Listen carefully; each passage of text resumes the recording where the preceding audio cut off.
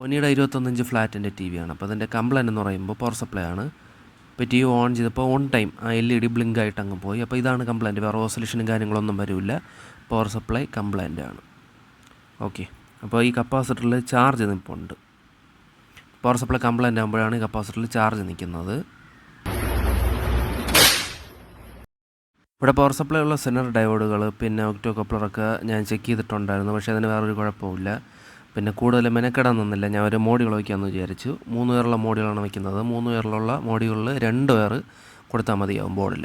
Okay, ST ഇളകി കളഞ്ഞിട്ട് കറക്റ്റായിട്ട് കൊടുക്കണം. ബ്ലാക്കും റെഡും കറക്റ്റായിട്ട് സോൾഡർ ചെയ്ത് കൊടുക്കണം.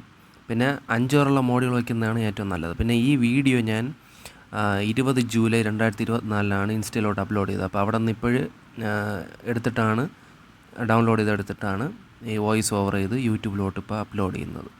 ഓക്കെ, ഇപ്പോൾ മോഡ്യൂളൊക്കെ കറക്റ്റായിട്ട് ഇവിടെ കൊടുത്തിട്ടുണ്ട്.